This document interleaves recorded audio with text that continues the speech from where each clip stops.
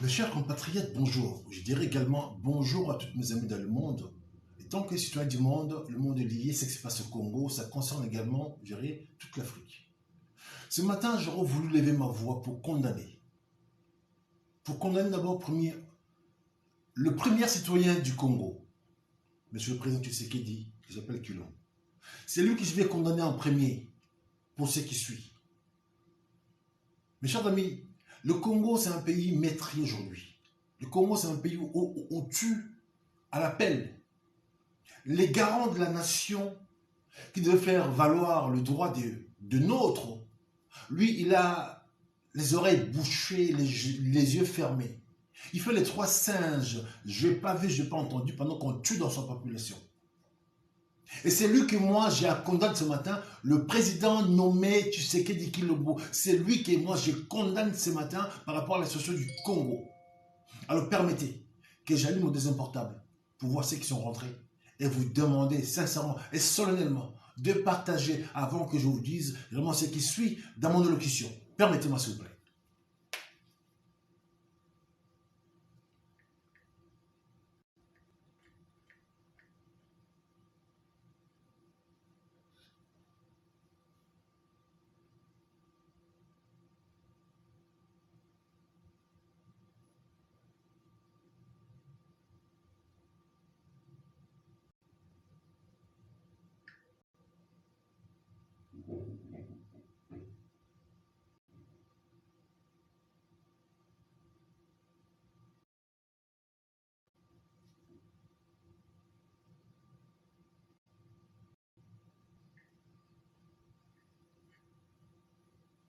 Bon, je viens de rentrer dans mon direct. Alors, mes chers amis, vous qui m'êtes rentrés, alors je vais vous demander une chose. Si vous pouvez partager rapidement, ça me fera plaisir. Et je vous salue, je vous souhaite un bon début de la semaine. Mes chers amis, ce matin, j'ai la mort dans l'âme puisque le fils de la mère patrie sont maîtrisés. Ça veut dire que aujourd'hui, je baisse ma tête suite à cet attentat qui s'est passé à Béni. Le Congo, depuis le Congo et Congo, on n'a jamais eu des attentats à la bombe. Mes chers amis, depuis le Congo et Congo, et c'est maintenant là que on commence à voir les attentats à la bombe où le nôtre sont déchiquetés, découpés, puisqu'un homme a pris plaisir d'aller jouer le jeu des autres. Mes chers amis, je ne sais pas si vous vous rappelez le président Tshisekedi, pour qu'il soit président, il fallait qu'il joue dans le jeu des autres. Le président Tshisekedi allait ouvrir sa bouche pour dire que le Congo, ce qui se passe au Congo, ce n'est pas des groupes rebelles, c'est des Congolais qui se tuent entre eux. Ça, c'est un. Deuxièmement, ce sont des terroristes. Mon pays est frappé par des terroristes, sachant qu'à l'époque, on n'avait pas entendu un soi-disant attentat au Congo. Le président, pour faire valoir, c'est comme s'il faisait une promotion de quelque chose qui devait arriver. Le président Tshisekedi a fait la promotion de terroristes au Congo, pendant que depuis le Congo et Congo, on n'a pas eu de terroristes. Alors qu'on sait bien, mes chers amis, le président Tshisekedi, son pouvoir est venu du coin où les gens là, aujourd'hui, qui reçoivent des terroristes. Mes chers amis, le problème du Congo, le seul est responsable, en premier lieu, le président Tshisekedi et ses alliés. Au moment où je vous parle, mes chers amis, la Grande-Bretagne a signé les accords avec le Rwanda, un pays avec une superficie, on n'en parle même pas. Que tous les réfugiés que la Grande-Bretagne a réfugiés leur demande d'asile, ils trouvent un pays d'accueil en Afrique. Depuis le monde, ce genre de choses, ça n'a jamais été. La Convention de Genève a été bafouée. Les gens qui ont quitté leur pays, ce n'est pas des Africains. Les gens qui ont quitté leur pays pour arriver, ils sont arrivés normalement en Grande-Bretagne. Ils ont fait leur demande d'asile. Et ces gens-là, leur demande d'asile est rejetée. Et à ma grande surprise, les gens qu'on envoie au Rwanda, ce n'est pas des familles, que des hommes. Vraiment, la Grande-Bretagne, tout citoyen qui vient pour demander d'asile, C'est eux là seulement que le Rwanda rejette, et plutôt la Grande-Bretagne rejette, et s'il y a un partenariat avec le Rwanda, un pays où je ne sais pas où ils vont installer tous ces soi-disant réfugiés venus de Grande-Bretagne, le Rwanda qui fait la promotion de son pays émergent, qui reçoit des réfugiés de la Grande-Bretagne en contrepartie d'une grosse somme d'argent. À le moment où je vous parle, les Rwandais, si leur pays était tellement bien émergent, pourquoi ils viennent encore vivre dans nos territoires de Beni tout consort? Quand on voit aujourd'hui l'Est, les petits territoires fabriqués, je dirais, rapidement Minembwe, puisqu'on dit la plupart des soi-disant populations là sont des gens venus du Rwanda. Pourquoi aujourd'hui on doit fabriquer un territoire Minembwe pour donner aux gens qui avaient fui la guerre à l'époque? Alors ils sont rwandais, alors sachant qu'aujourd'hui leur pays, le Rwanda aujourd'hui, devient un pays émergent.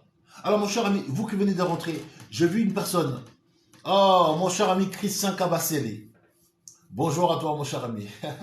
Bon, tout le plaisir pour moi, mon cher ami Christian Kabasele. Vous savez, vous et moi, on sait bien. Qui aime bien, châtie bien. Alors, moi, je suis Zaïrois. Toi, tu restes Congolais. Hein? Comme ça, moi, le débat est clos. Je suis Zaïrois, toi, tu es Congolais. Donc, mais rien à faire, voilà, qu'on puisse se chamailler. On est de bons amis entre les intellectuels. On ne se bat pas. On a juste les divergences des idées. Je reste Zaïrois. Toi, tu restes Congolais. Mais on est tous les fils de la patrie. Christian, bonjour à toi. Mes chers amis, alors ce matin, j'aurais voulu condamner en premier lieu le président Tshisekedi. Le président Tshisekedi, qui s'appelle Kilombo, c'est lui qui a fait, gérer l'appel. Le président Tshisekedi va à Londres, fait un discours à l'époque que le Congo est un pays attaqué par des terroristes. Alors qu'aujourd'hui, l'Europe où nous vivons, c'est vraiment l'air gagne-pain. Quand on parle terroriste, c'est les gagne-pain des Européens. Je parle français, je prends des risques. Quand le président d'un pays dit voilà, mon pays est attaqué par des terroristes, il fait appel à quoi? Ça, c'est un. Il fait des déclarations qui ne collaborent pas avec la réalité du pays. Alors que le président, il cherche à dédonner les groupes rebelles à l'époque de Kagame.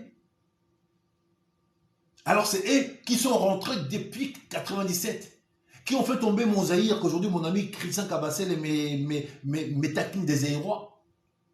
Que les Zaïre, donc, moi je suis fier, a été agressé, son agression a été maquillée par cette libération. Christian, s'il te plaît, Christian, mon cher ami, partagez quand même. Toi et moi, on s'aime bien. Qui aime bien, chante bien.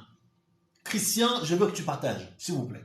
Alors, les Zaïre, donc, moi, je porte encore dans mon cœur, puisque c'est le pays donc j'ai vu le jour, a été agressé. Dans cette agression, ils ont maquillé d'une libération quelconque par des armées de l'arc-en-ciel, où à sa tête, ils ont mis un président pantin qui sont venus juste pour montrer aux Congolais que oui, cette libération, c'est des Congolais, alors derrière, ils avaient tous des étrangers. Et lui-même, le président qui sont Mouzé, quand il s'est rendu compte que ces gens-là qui l'ont fait de lui président, ils veulent juste piller son pays, il a dit non, maintenant rentrez chez vous. Il a dit ouvertement, vous êtes des Rwandais de tout type. Alors, si les Congolais ne comprennent pas, je suis désolé, il faut qu'on devienne tous, gérer vraiment le signe des trois singes. Je n'ai pas vu, je n'ai pas entendu tout qu'on sort. Mouzé qui est venu avec ces gens-là, il les a cités, il les a pointés du doigt. Alors si les Congolais maintenant qui disent oui, les Zaïriens n'ont pas été agressés, je pense qu'on est la mauvaise foi, comme mon ami Christian que j'aime bien. Alors, le président Tshisekedi, son pouvoir est venu par ces gens-là. Kabila, puisqu'il n'a pas pu se présenter, a passé le pouvoir à notre frère pour chauffer encore, pour garder son fauteuil au chaud. Et maintenant, le président Tshisekedi, il se permet à faire des discours pour blanchir Kagame à l'époque. Kagame, c'était son meilleur partenaire. Kagame est rentré au Congo par la salle de martyrs, en grande pompe. Alors que par ces messieurs Kagame, on a eu des morts, mais à la pelle. Dans le village de ma mère, à Kisangani, ils se sont fait la guerre entre eux, les gens qui sont venus nous libérer. Puisque la libération du Congo est venue de quoi? Du Rwanda et de l'Ouganda. Quand ils sont arrivés, ils ont libéré un pays, mais après, ils se sont battus pour chercher à s'accaparer plus de villes. Kisangani a été maîtrisé par ces gens-là. Alors, c'est eux qui sont venus nous libérer, mais ils ont fait la guerre encore pour partager les butins dont il y a le Congo. Et dans ces moments-là, le président Tshisekedi a voulu blanchir les hommes de Kagame. Les hommes de Kagame et de Museveni, ils devaient nous dédommager pour la guerre des 7 jours à Kisangani. Et jusqu'à ce moment-là, aujourd'hui, ces deux pays ne nous ont pas payé pour le dégâts causés dans nos territoires. Le président Tshisekedi a lavé ces gens en disant que oui, le Congo n'a pas besoin d'être dédommagé par votre guéguerre. Ma population peut être, aujourd'hui, comme lui-même l'a dit, le mort des Congolais sont des dommages collatéraux à un président de la République. Les morts de ses concitoyens sont des dommages collatéraux. Monsieur Tshisekedi, Monsieur Bisekedi, Monsieur Kilombo. Ah, je suis désolé. Ce matin, je vous fais un tas de cadeaux. C'est vous les garants de la nation. Quand les enfants ne mangent pas à la maison, vous êtes un papa irresponsable. Pourquoi faire des enfants que vous ne pouvez pas nourrir? Les Congo, la population, c'est vos enfants. Vous devez les protéger et les chérir. Sinon, dans ces cas, il faut le donner à la DAS, puisque vous êtes dans les capacités de nourrir vos enfants. Ah oui, ici, quand des parents sont défaillants, les enfants, ils vont dans le service social, peut-être là-bas, ils vont vivre bien. Si vous êtes incapable de subvenir aux besoins des peuples congolais, laissez-les sous tutelle de quelqu'un d'autre.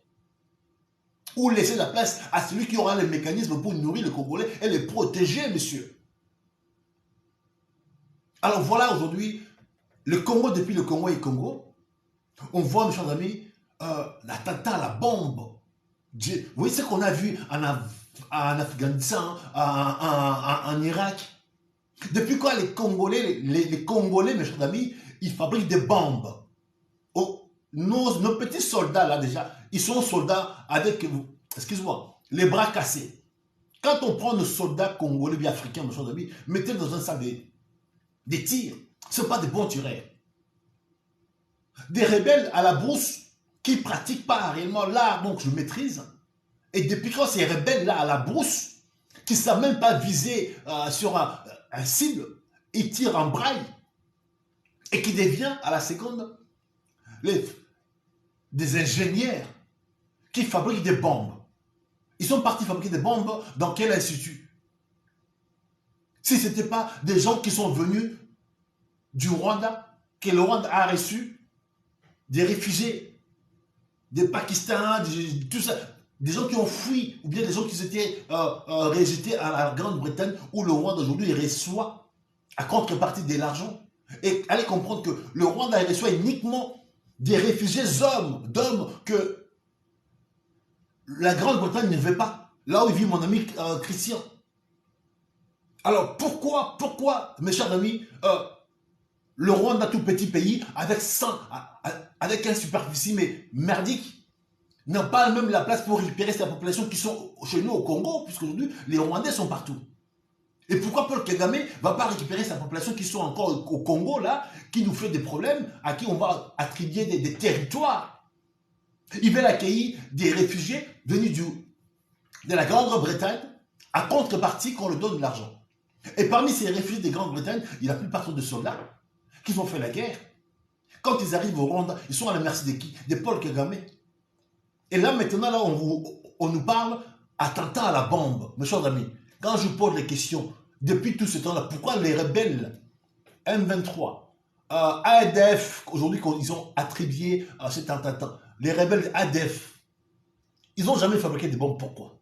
Et c'est maintenant, là, ça devient des experts qui fabriquent des bombes pour tuer la population paisible, comme ça, à la hâte. Alors que depuis, ils ont commencé leur petite guéguerre. Ils avaient des petits kalachnikovs un peu rayés.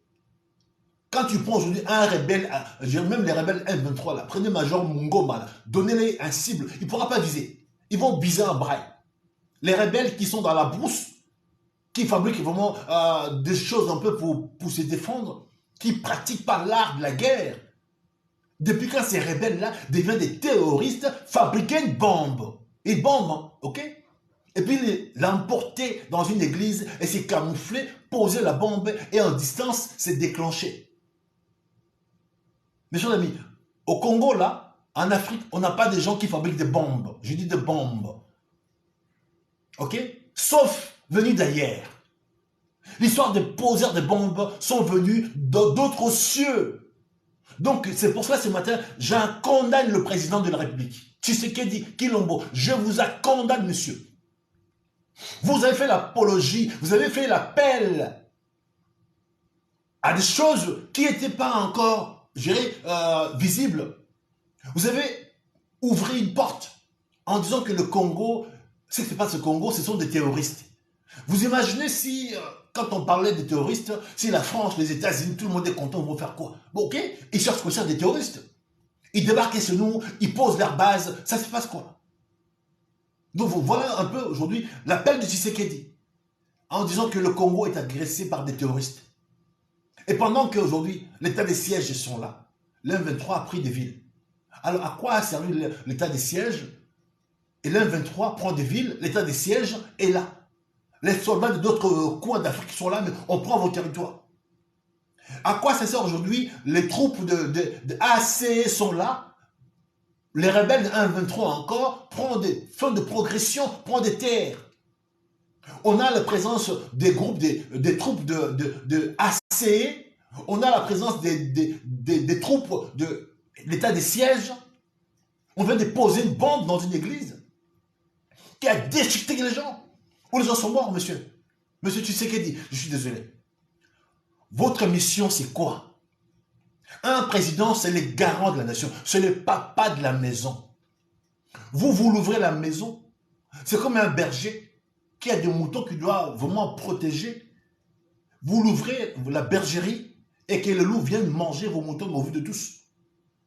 Pourquoi le président de la République a dû faire un discours pour dire que les gens qui tuent dans l'est des pays, ce n'est pas des troupes de Kagame, ce n'est pas des troupes de pays voisins. Ce sont des Congolais qui s'entretuent. Premier lieu, ils dédouanent les rebelles du Rwanda. Et après, il fait encore, je dirais, une promotion. C'est que ce n'est pas ce Congo, ce sont des terroristes, comme je dis sans me répéter. Depuis le Congo et Congo, on n'a pas eu de terroristes. Les rebelles congolais ou rwandais, là, si vous voulez, j'assume mes propos, ils ne savent pas fabriquer des bombes. Sinon, il y a longtemps, on devait être massacré à l'appel avec des bombes. Si maintenant, là, cette bombe est posée à Kassidi, à Beni, dans le nord Kivu, mes chers amis, Bato Tamama, je suis désolé.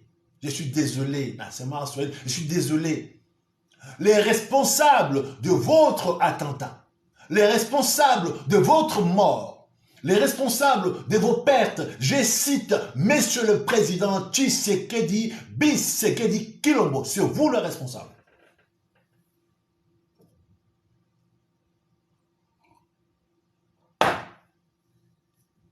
Vous allez nous demander d'être gentils. Au moment où on ne joue pas, on a l'état des sièges. Le pays devient incontrôlable. Ça ne s'arrête pas là. L'Est du Congo fait partie d'États, comme elle a dit, l'Afrique de l'Est, l'ère États-Unis qu'ils ont créé. Cette partie-là n'est plus contrôlée par le Congo central ou bien le gouvernement central. Le président a donné une partie de notre pays, le parti le plus important aux gens qui veulent juste piller le Congo. Le président a légitimité, a légalisé le viol, le pillage du Congo par ces gens-là. Puisque ces partis-là rentrent dans leur foutu état d'Afrique. Donc ils peuvent y être là, rester, piller au vu de tous. À l'époque, ils venaient piller à la hâte et ils partaient. Maintenant, ils ont le droit d'être là. Ils peuvent rester là sans visa. Ces partis-là, les gens sur qui les gens peuvent se poser, ça devient le pays de tous. Alors qu'un pays déjà qui ne contrôle pas ses frontières, comment voulez-vous l'ouvrir, faire un pays de tous? Monsieur Tshisekedi, qui sont vos conseillers? Qui sont vos conseillers, monsieur? Mes chers amis, je serai obligé de vous montrer cet attentat pour choquer. Parce que quand je parle, ces gens-là me suivent. Et moi, j'ai reçu la vidéo où on voit des Congolais découpés, déchiquetés par cet attentat. Et ce matin, moi, je dis, le seul responsable de cet attentat, c'est monsieur le président Tshisekedi, que j'appelle Kilombo, monsieur. Son discours à Londres, Mon pays est attaqué par des terroristes. On n'avait pas encore un seul terroriste. Mettons là la porte ouverte, ça a commencé. Je pense que demain, ils vont commencer à poser des bombes, maintenant comme ils savent le faire. Dans toutes les églises, dans le marché, dans les voies publiques, le Congo va devenir un Far West. Le Congo va devenir ingérable. Donc la population congolaise, comme on veut les tuer à la masse, maintenant on trouve l'occasion. Au lieu de tirer comme ça, là, ça devient compliqué, quelqu'un viendra, il va poser une bombe, ben, il tuera les Congolais à l'appel. Mes chers amis, je suis obligé de vous montrer, ça peut choquer quelques-uns, je vais vous montrer cette vidéo, qu'on voit l'église, l'église, comment ça s'appelle le nom de l'église? L'église des 8e CEPAC de Lubira, Lubiria. Donc c'est cette église-là. Donc, on ne sait pas encore, vous savez, dans l'église en Afrique, au Congo, les gens veulent prier Dieu, mais je ne comprends même pas.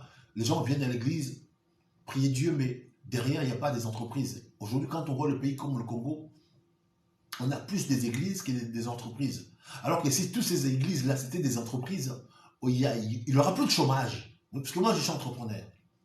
Alors, j'aurais voulu que si nos pasteurs, c'était des entrepreneurs qui créent un peu des petits emplois comme nous autres, on a créé, on devait aider la population de sortir un peu les jeunes gens dans les galères.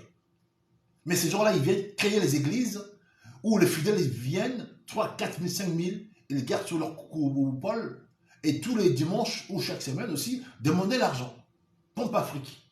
Alors que si c'était une entreprise avec 5 000 salariés, mais les familles vont vivre bien.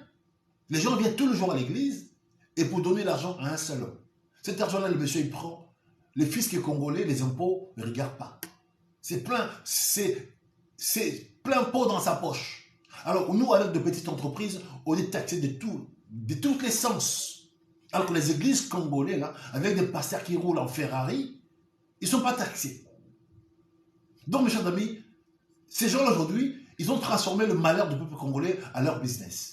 Alors, je suis obligé de vous montrer cet attentat à la bombe pour choquer les esprits. Alors, je vais vous montrer. Je sors de mon direct. Non, je suis vraiment outré. Je suis désolé de voir que... Non, je suis désolé. Mon pays va très mal. L'homme à qui on a donné Quitus... Oh non, je suis désolé. Mais tu sais qu'elle dit, mais honte à vous, honte à vous.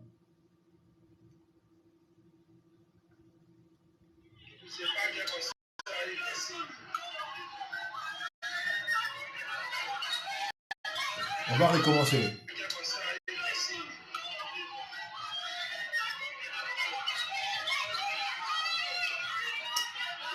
Ah, je suis désolé, hein. Je vais retourner. Parce que j'aurais voulu que vous voyez depuis le début.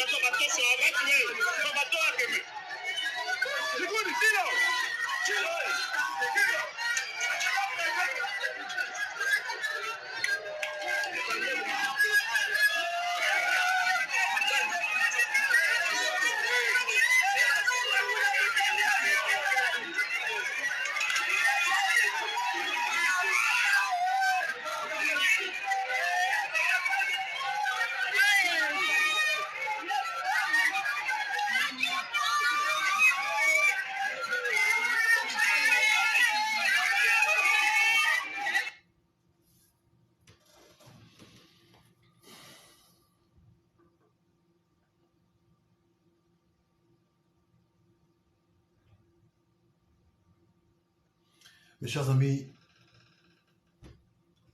une minute de silence encore.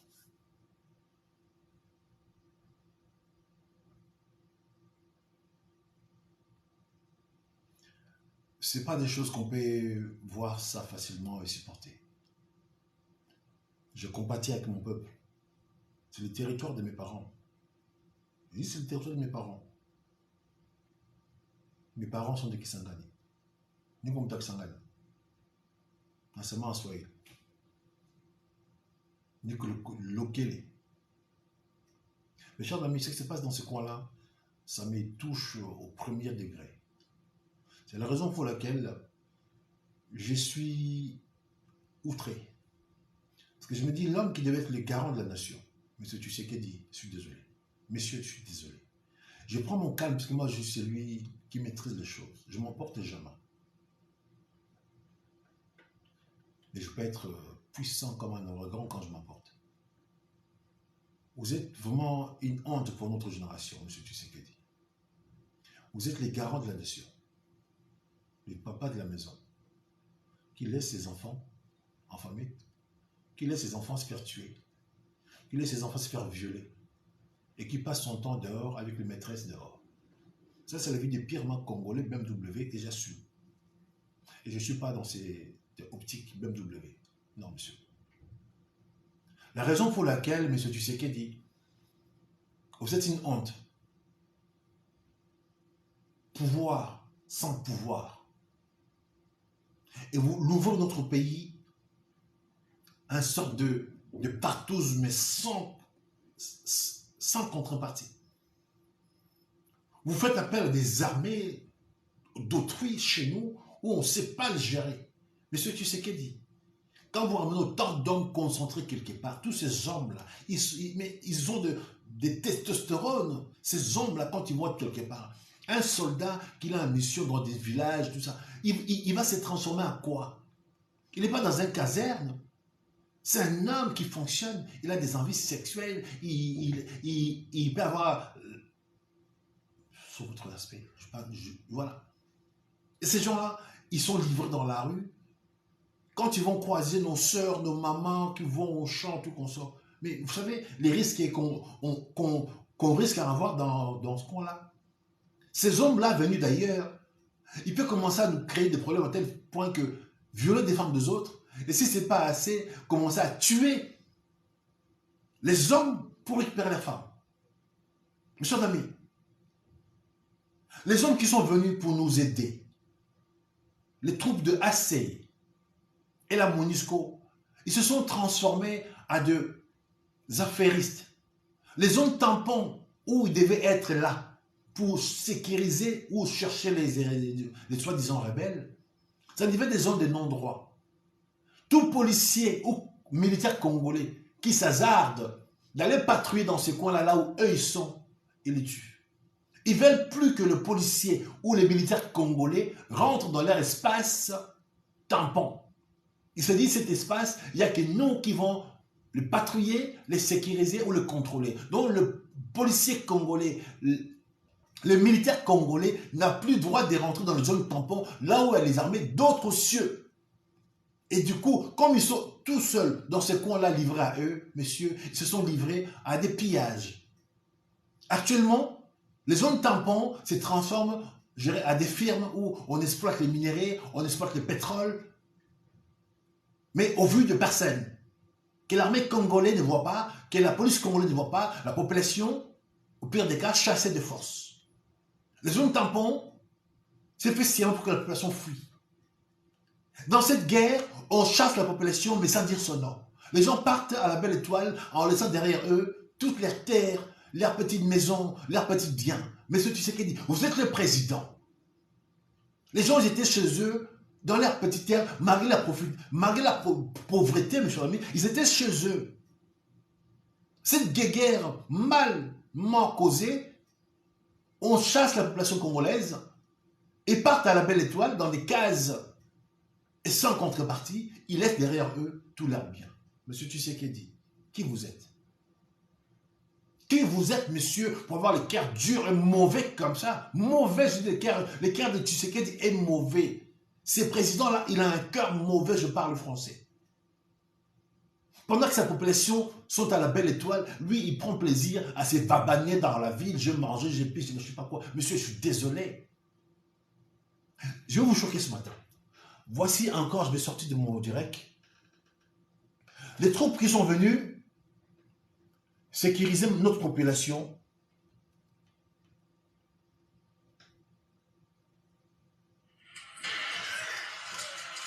Ils se livrent à tuer, à brûler nos soldats vifs.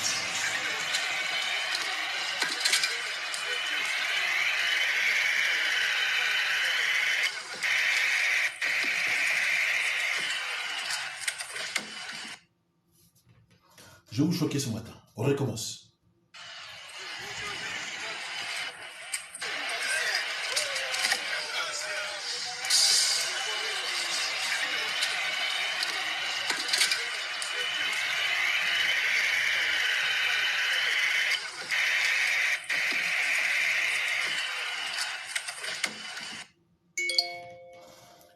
Mes chers amis, il met des silences pour des frères d'armes.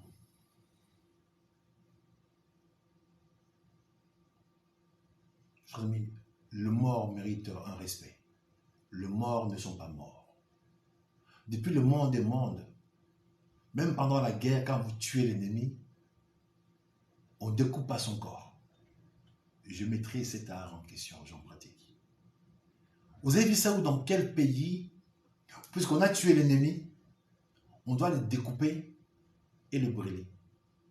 Alors que quand il y a la guerre conventionnelle, quand la guerre termine, on ramasse le mort, que ce soit le vôtre ou pas le vôtre, on fait des cimetières où vous avez des soldats inconnus. Mais on ne prend pas les morts des autres, on découpe, on brûle. Comment l'homme noir peut descendre si bas comme ça, là? Puisque nous-mêmes, déjà, bon, là, ça n'existe nulle part. Même dans les compétitions de haut niveau, quand on pratique, on livre un match, à la fin, on va embrasser l'adversaire, parce que ce n'est pas l'adversaire, c'est le partenaire. Vous comprenez? On embrasse celui à qui vous avez combattu. Dans l'armée, quand on arrête un prisonnier, des camps en face, on les nourrit. Quand il y a la guerre, on a tué les camps en face. On ne vient pas découper l'homme qui est déjà mort. Il y a un respect pour le corps des morts en question. Cette méthode, cette façon de faire, les Congolais dans leur sens, mes chers amis, on ne fait pas ça. Les Congolais, depuis qu'il y a le Congo, mes chers amis, les Congolais, ils ne se découpent pas.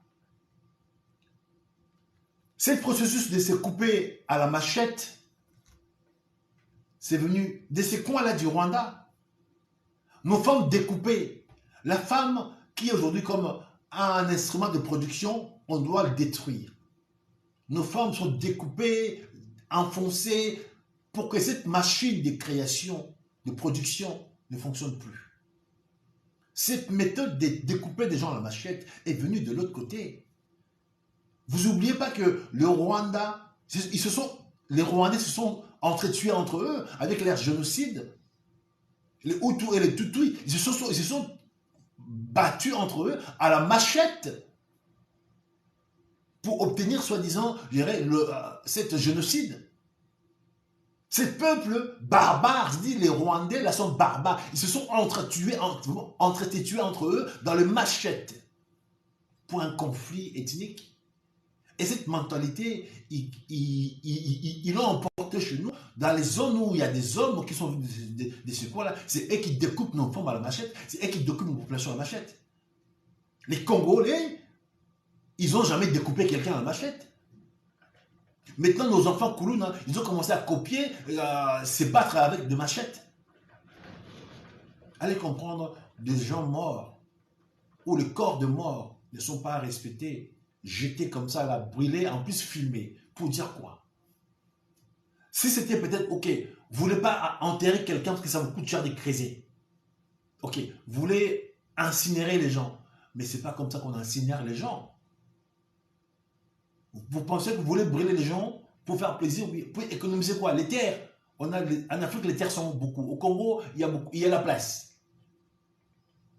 Pourquoi pas faire une fosse, fausse commune, mais mettre tout dedans? C'est plus simple, puisque vous tuez les Congolais, vous jetez dans les fausses communes. Dans ces cas, il fallait aussi prendre ces soldats-là que vous avez tués, créer une fausse commune pour les mettre dedans, au lieu de brûler comme ça, au vu de tous. Mes chers amis, je regrette de voir qu'un Congolais, des pères et non des mères, ne protège pas son peuple.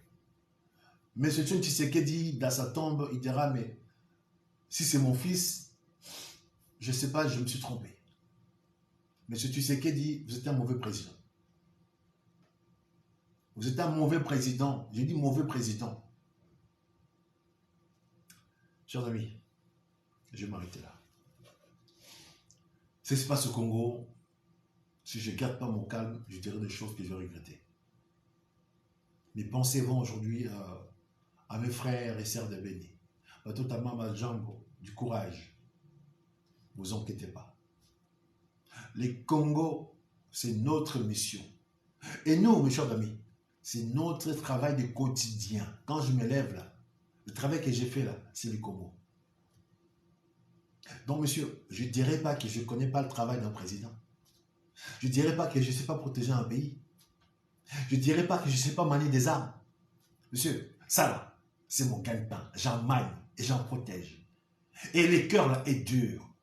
S'il faut qu'on fasse tomber des têtes, on va couper des têtes. On fera des porte à porte, monsieur. Ça là, nous, on sait le faire. Monsieur, éclatez-vous. Éclatez-vous.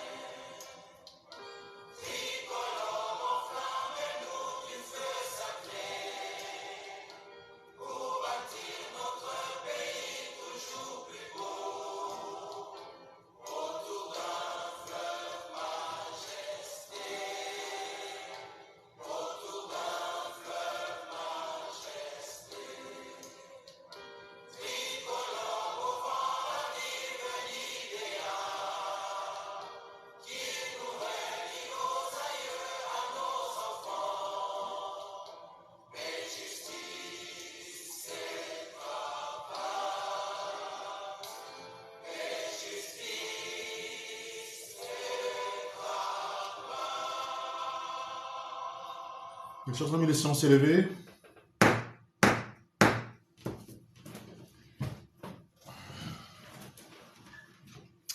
Qui sont avec moi ce matin rapidement. Alors, El Kakachama, bonjour à vous maman, gros bisous. Jean-Luc Kassingwa, bonjour à vous. En tout cas, je pense que nous devons faire vraiment l'essentiel et nécessaire pour sauver le nôtre. C'est vrai, prenez pas parti, j'ai commencé tôt puisque ce matin j'ai beaucoup de rendez-vous. Je préfère commencer tôt parce qu'après j'ai des rendez-vous qui vont arriver. Donc partager c'est vrai, j'ai pris des gens au pied levé, mais bon, au vaut mieux que je commence tôt, que je ne sois pas, je dirais, en retard. Donc partagez, toutes mes pensées vont directement au peuple de Béni, qui sont mon peuple, puisque c'est le coin, les territoires de mes parents. Donc voilà, Béni, Butembo, Bukavu, Kisangani, donc Batotamama, Jamboyenu. Moi, en tout cas, je suis désolé, mais nous allons combattre pour que nous puissions porter votre libération. Ça, c'est notre métier, on sait le faire. Merci à vous, je vous souhaite à vous tous un beau début de la semaine, et puis on est ensemble. Merci beaucoup.